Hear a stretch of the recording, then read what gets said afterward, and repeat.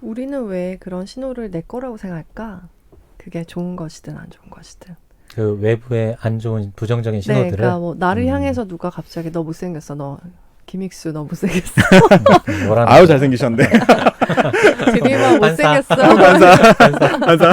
드리머 뭐라는 거야? 드리머 왜 진행 그렇게밖에 못해요? 반사. 그러니까 이런 얘기를 들으면 마치 내가 정말 못하는 어, 것처럼. 드리머 우리 좀 유튜브 어. 좀 더 잘 나가게 좀 해보자. 이렇게 안 되니? 안 되겠어? 이게 한계야. 이렇게 하면 네. 그거가 내게 되잖아요.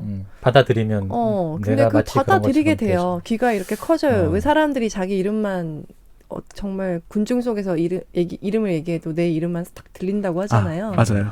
저도 딱 그래요. 그런 것처럼 카메라랑. 네. 왜 이렇게 그치. 신호들을 다 내 거라고 다 흡수하고 있었을까? 그런 생각도 들더라고요. 그리고 100개의 네. 칭찬 중에 하나의 악플이 달려 있으면 99개는 안 보이고 하나의 악플만 보여요. 그러니까. 그게 그렇게 아프더라. 네, 맞아요. 그게 그 기억만 나. 그 기억만 나고 막 밤새 막 보고 싶고 막. 맞아요. 네. 그러니까, 네. 근데 어. 그런 것들이 이제 저도 받게 됐는데 느꼈던 게 이게 분명 어떠한 크리에이터나 어떠한 사람들만의 이야기가 아니고 우리가 인간관계에서 받아들이는 것들도 악플이 말로 되니까 오히려 더 아프더라고요. 그쵸. 그쵸. 네. 그래서 그런 것들을 이제 사실 들을 때 말씀하신 것처럼 내 거인 것처럼 왜 내 거인 것처럼 흡수를 할까? 근데 저도 지금은 차단이라는 말을 써놨지만 차단의 힘이거든요. 저는 그 다 흡수해요. 오늘 뭐 뵀던 것도 다 흡수해서 갈 거예요 집에. 네네네. 모르겠지만 너무 좋지만 실수가 없죠 우리. 그래서 네. 다 흡수해서 집에 가는데 차단을 다시 거기서 의식적으로 해야 된다는 거. 그거 하지 않으면 저도 왜냐면 난독증을 어떻게 극복을 했냐면은 난독증이 제가 이제 선천적으로 되시는 분도 있고 마음이 이제 그래서 이제 결국 마음 때문에 이렇게 심리적인 문제를 되는 사람이 있는데 제가 후자예요. 네. 네. 왜냐면 카메라가 계속 켜져 있으니까 네, 그게 네. 신경 쓰느라 네. 모든. 글자로 안 가고 카메라로 전부 다 이걸 자꾸 훑느라고 스캔을 하러 다니더라고. 그래서 이게 난독증에 대한 연구를 보면 난독증이 있는 사람들이 이게 3차원적인 그게 되게 강하대요. 강점이래요. 오히려. 예. 그래서 제가 얼마 전에 그 고등학교 중퇴에서 하버드에 가신 분을 갖다 인스타로 이렇게 또 소개를 해드리곤 했는데 그분 또 제가 인스타에 다 소개하진 못했지만 대단한 난독증이다 보니까 이 사람이 얼음 조각을 만들어요. 얼음 조각이 완전 3차원으로 이렇게 만드는 거잖아요. 그래서 이 사람이 지금 뭐 하냐면은 고등학교에서 수학 교사를 하고 있어요. 그러니까 어떻게 됐냐면 네네. 고등학교 중퇴를 고등학교 꼴찌라 생각해서 자기 못해서 나왔다고 생각을 했는데 네. 그냥 글자를 못 읽었을 뿐이지 이 사람은 정말 그 3차원적인 이게 되게 강한 사람인 거예요. 저도 카메라가 있으니까 3차원적인 게 되게 강한 사람인 거예요. 공간 제약이나 뭐 이런 것. 그래서 저도 이제 남이 어떻게 하는지 너무 잘 받아들이는데 그게 이제 얼음 조각으로 표현하면 예술이 되더라고요. 그래서 그 사람이 국제적인 상을 받고 이제 그러다가 이제 내가 조금 더 잘하는 사람이었구나. 그래서 이제 전문대부터 시작을 해서 하버드대까지 들어가서 뉴스에도 크게 나오셨는데 그걸 딱 보면서 사실 저도 느꼈던 게 저는 3차원이 되게 익숙해요. 생각을 하는 것도 그냥 3차원적. 제가 물론 뭐 그 사람처럼 뭐 고등학교 중퇴에서 하버드 그런 것들은 조금 어렵겠지만 그래도 이제 제가 가지고 있는 강점은 알아야 되잖아요. 단점이라 생각했는데 그게 장점이 될 수도 있구나. 그게 이제 제가 첫 번째 느꼈던 교훈이었고 두 번째로는 그 난독증을 이제 해결할 때 제가 심리적인 것들을 워낙 많이 흡수하다 보니까 글자가 흔들리기 시작을 했었거든요. 그러면서 이제 자꾸 3차원적으로 생각을 하게 되는 거예요. 글자가 안 보이니까. 그런데 그걸 이제 해결하기 위해서는 제가 받았던 신호들을 갖다가 저 밑에 심해부터 올리더라고요. 제가 그거를 심리상담 치료를 정말 오래 받았었는데 네. 지금은 글자를 잘 읽어요. 뭐 그래서 그러나 스틸은 누구도 예상하지 못한 이런 식으로 잘 읽거든요. 네. 그걸 하기까지 이제 제 밑에 쌓여있던 신호들을 근데 저는 그랬어요. 독자님들도 많이 좀 어려워하셨던 게 오늘 내가 받았던 신호 어떻게 해결하지 이랬는데 그거를 아픈 신호면은 덮어두면 안 돼요. 저처럼 글자 흔들릴 수 있어요. 계속 그러니까, 받고 덮어두면 우울증이 올 수 있고 그러니까 네네. 난독증은 저만 겪은 거지만 이제 우울증이 오고 그 분야에 손을 떼고 싶어질 거예요. 네. 대신에 제가 이제 그 심리 상담가랑 전 정신과도 한번 이렇게 치료도 전문적으로 받았었거든요. 네네. 받으면서 느꼈던 게 이제 그분은 저를 치료해 주러 오셨지만 저도 결국 이 안에 있는 걸 끌어내서 이제 치료를 한 케이스잖아요. 그때 네. 느꼈던 거는 제가 받았던 것들이 정말 그 가볍게 덮어두면 안 되구나. 정말 이거는 우리 삶의 쓰레기 매립지 같은 거예요. 그러니까 쓰레기 매립을 계속 한다 하면 이거 어떻게 되죠? 점점 이게 계속 매립을 할 수 없는 상황까지 오죠. 그럼 어떻게 되죠? 정말 저 밑에 파보면은 정말 파내야 될 게 너무 많아. 저도 사실 후회하는 게 제가 전 사실 왕따도 겪으면서 이제 난독증이 오기 시작을 했는데 그때 받았던 내 상처를 좀 그때 제대로 풀어놓고 아파했어야 됐는데 아파하지 않고 그런 거 있죠. 나는 강하다. 이겨낼 수 있다 이런 식으로. 네, 이게 네. 책에서도 연구로 나오는데 저는 사실 이 책에서 가장 독자님들이 빛을 보셨으면 좋겠는 게 클로드 스틸의 연구예요. 어떤 거냐면 그렇게 해서 우리가 이제 괜찮다라고 생각을 하는 게 네. 굉장한 인지적 자원을 소모해요. 그러니까 나는 괜찮아. 안 괜찮은데. 카메라 계속 돌아가는데 아니야, 나는 괜찮아 이러고 있는데 그 카메라가 계속 꺼두지도 않고 켜져 있으면서 이거 하면 어떻게 되죠? 과부하가 생기죠. 네. 그러면서 이게 어떻게 되냐면 심리학자들은 작업 기억력이라 표현을 네. 하거든요. 작업 기억력이 손상을 받아요. 그래서 이제 공부를 해도 그냥 거기 안에서 나는 공부를 잘하는 학생이야 이런 식으로 해서 자기 합리화를 하는 그 신호가 상당 부분 정신적 자원으로 왜곡돼서 쓰이거든요. 그러니까 나는 뭐 4, 5등급을 받은 학생들이 아까 제일 공부를 열심히 한다 했는데 그 친구들이 머릿속에는 아니야 나 5등급 아니야 하면서도 결코 1등급처럼 행동은 안 해요. 그러면서 이제 계속 이걸 자기 억누르는 게 그러니까 주변에서 이제 공부를 하는 예를 들어 교실이 특히 학생들하고 상담하면 되게 공감을 하는 게 자기가 공부를 하고 있어도 이렇게 티를 내면서 공부 못 하겠대요. 괜히 이제 막 쟤 왜 저렇게 공부하는 척하면서 깝쳐 이런 식으로 제 5등급인데 이런 눈빛이 그냥 하면 되는데 뭘 생각이 많네요. 그쵸. 그죠? 그런 거죠. 그거를 꺼내서 이제 네. 해결을 해야 되는 게 가장 중요한데 그러면서 이제 그걸 차단을 하면서 이제 심리학자들이 이야기한 게 그거예요. 의식적으로 너가 지금 5등급 학생이야. 아니면 너가 지금 그 왕따를 당해서 너가 지금 글자 흔들리는데 너 왕따 굉장히 힘들었어. 꺼내야 된대요. 꺼내지 않고 있으면은 계속 내가 그 인지적 자원을 써버리는 거예요. 꺼내서 어떻게 해요? 계속 그러니까 자유현상법이라 해서 네. 이제 안에 있던 상처를 계속 꺼내면은 스스로 치유할 힘이 있어요. 아프다고 해가지고 그냥 그걸 꺼내서 아프고 이걸 막 되새긴다 해가지고 과거를 그냥 이렇게 한가하게 이렇게 계속 생각하는 사람이 아니고 내 상처에 정당한 가격을 매기는 거예요. 그래서 이제 대신에 이제 그것들이 저한테 무례했던 사람들, 그다음 저를 무너뜨렸던 사람들, 너는 5등급이라는 거, 그거를 객관적으로 놓고 보잖아요. 되게 쓸데없는 신호예요. 그쵸. 그거를 그러니까 심리학자 포스텐이 이제 하버드 연구원이었는데 그 사람이 그렇게 이야기를 해요. 꺼내서 객관적으로 좀 봐라. 왜냐하면 제가 생각해도 제가 난독증을 이제 꺼냈더니 그 심리적 상처에 객관적인 상처가 아니에요. 완전히 이거는 그런 거 있죠. 은행 이자도 복리로 가면 엄청나잖아요. 네. 상처도 복리가 붙어요. 그래서 지금 제가 찐살보다 거의 이래. 그래서 내가 정말 상처를 받았는데 정말 나도 왜곡하고 있었구나. 걔네들이 나를 괴롭힌 게 내가 걔네들하고 사교력이 떨어져서가 아니고 걔네가 무례한 거였는데. 그쵸. 근데 나는 내가 문제가 있고 그래서 내가 계속 움츠리면서 계속 눈 마주쳐도 되나 이러면서 이랬던 것들이 쌓이고 쌓여서 교실이란 공간에 전 트라우마를 얻으면서 글자가 흔들리기 시작했거든요. 속상해. 속상하다. 듣다 보니까. 그래서 네. 독자님들 만나도 2-3시간씩 이야기를 듣는 이유가 그때 이야기들. 네. 그때 그 상처들이 아직도 오늘을 만들고 있다. 근데 복리가 붙으셨다. 돈이면 좋을 텐데 상처다.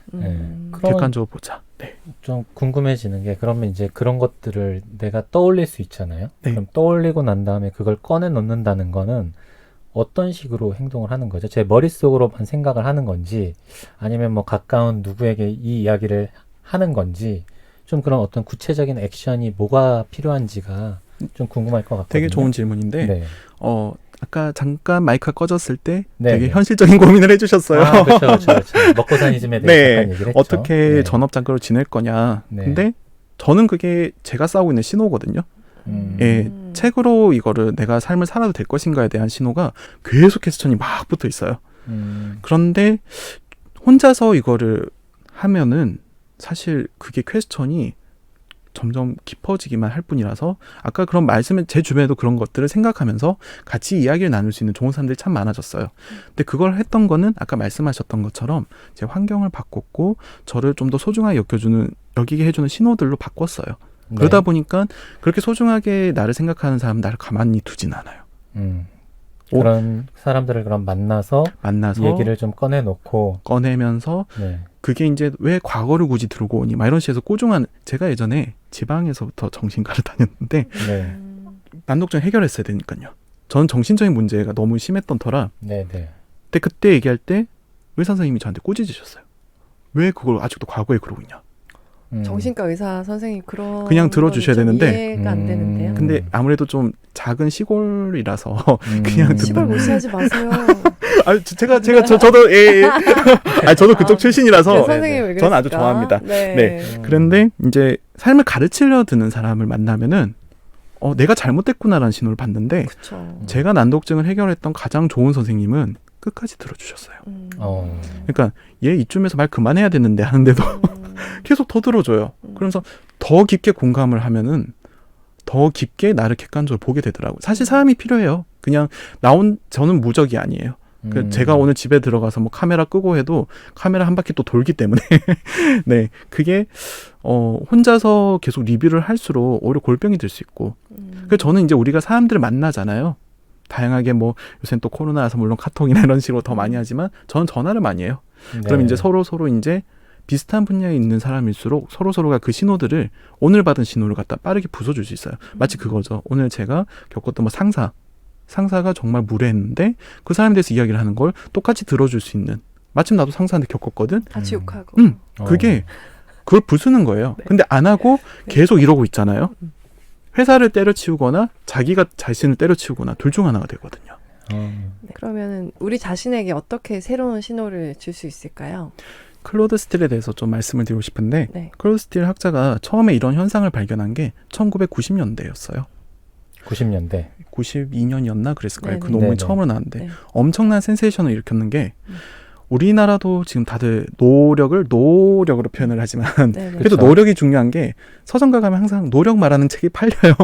그러니까 왜냐면 다들 그래도 노력이 너무나 염증이 나도 어쩔 거야. 노량진에 앉아서 다들 노력을 열심히 해야죠.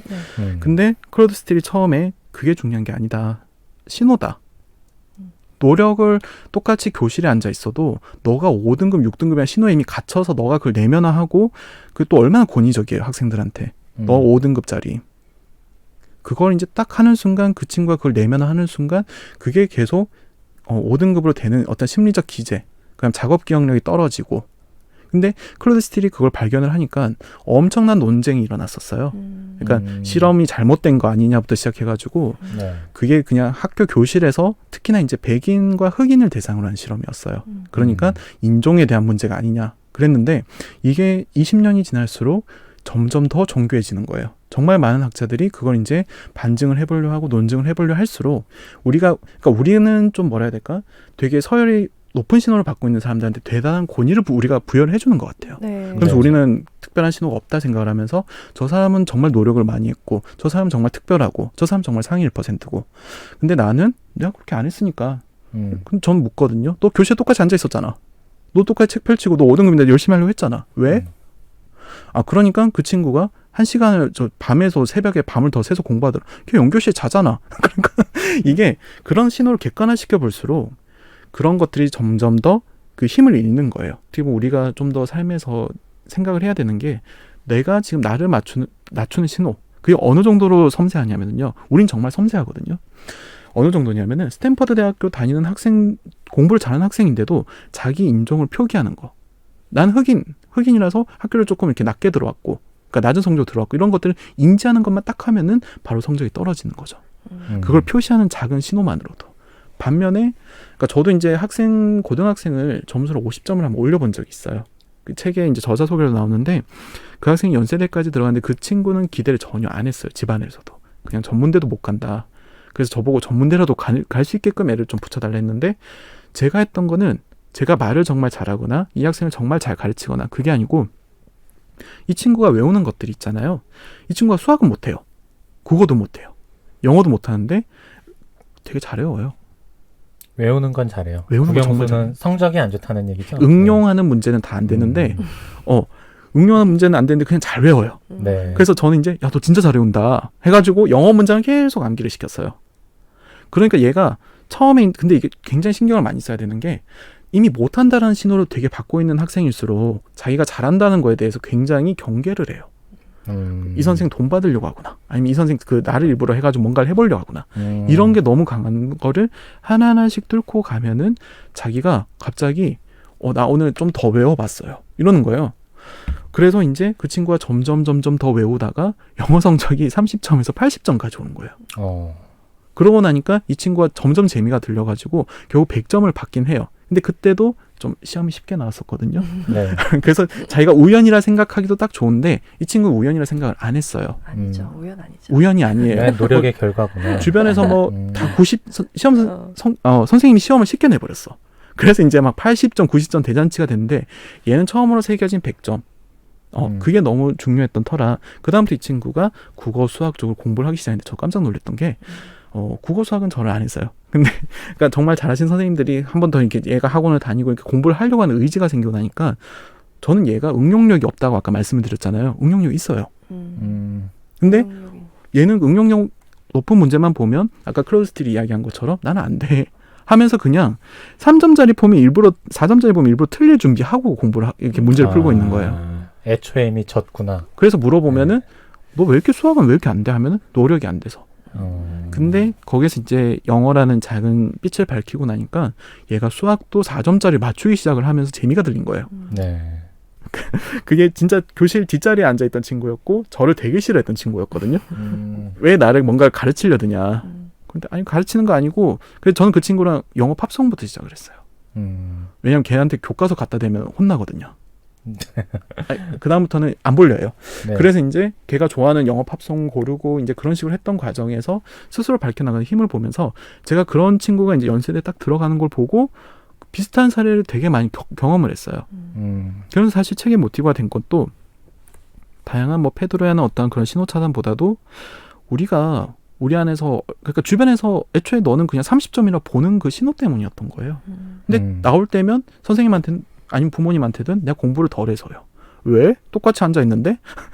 그렇잖아요. 그럼 집중력이 좀 떨어져서요. 왜 집중력이 떨어질까? 작업 기억력이 훼손이 돼서죠. 자기가 그 신호가 계속 그러니까 공부를 못하는 학생이 공부를 열심히 하려고 하면은 머릿속에 정말 다양한 생각이 일어난대요. 그거에 대한 논문이 또 따로 있어요. 너무 청소가 하고 싶고. 그렇죠. 이거 말하면 또 2시간이 길어지기 때문에 네. 네. 거의 뭐 오늘 좀 진짜 이야기를 깊이 많이 나눠본 것 같아요. 네, 거의 작가님이랑. 뭐 네. 작가님의 자기 고백적인 그런 이야기도 좀 네. 많았고 박찬호가 아니었으려나 모르겠습니다. 네, 아닙니다. 아마 방송 네. 들으시면서 좀 본인의 부정적인 신호를 좀 차단할 수 있는 그런 힘, 그런 기회 이런 것들을 좀 마주하셨으면 좋겠고요. 또 자기가 가지고 있는 장점 그리고 내가 하고 싶었던 일 좀 찾아서 끈질기게 좀 길게 간격 효과 볼 수 있는 시간만큼 좀 가지고 갈 수 있으면 또 좋겠다 이런 생각 많이 듭니다. 네. 네. 2시간 동안 좀 유익한 얘기 나눠주셔서 감사하고요. 또 네. 다음 책이 언제 나올지 모르겠지만 10년 후에라도. 10년 후에라도 누릴 수 있으면 좋겠습니다. 네, 글의 힘을 보여주세요. 네. 감사합니다. 오늘 감사합니다. 네, 감사합니다. 감사합니다.